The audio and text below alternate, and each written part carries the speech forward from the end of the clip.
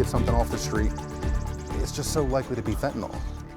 Deadly drugs seized in a spot that we all go. Good evening, everyone. I'm Carrie Sharp. And I'm Rory Johnston. Now, the undercover narcotics bust happened over the weekend right near the busy Walk of Fame Park in downtown Nashville. Metro Police arrested these three men you see here: Khalil Smith, Nashawn Thompson, and Michael Terry. Officers say the men were selling Xanax bars and marijuana, as well as cocaine laced with fentanyl. And this comes after new CDC data shows record-breaking drug overdose deaths in 2021. Yeah, many of those overdoses attributed to drugs laced with fentanyl, just like what was being sold here. News Channel 5's Olivia Michaels spoke with an undercover detective about this alarming trend in Nashville. It's a spot where people of all ages and backgrounds frequent. And it's where these men attempted to sell $200 worth of drugs to undercover detectives. An operation was conducted to address an issue with the sale of fentanyl that resulted in the overdose death of several individuals. Among the drugs, cocaine laced with fentanyl.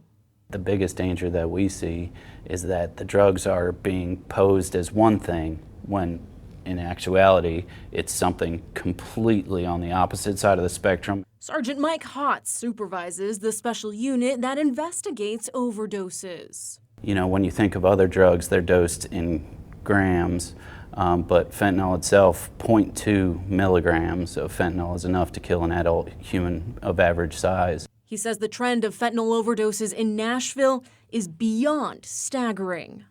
So when you think about that, a gram of fentanyl, which is about the size of a sugar packet, contains enough to kill approximately 500 individuals. The first time I did fentanyl that I know about, I'd bought some heroin from a guy who I'd bought heroin from before, and it was really extra white.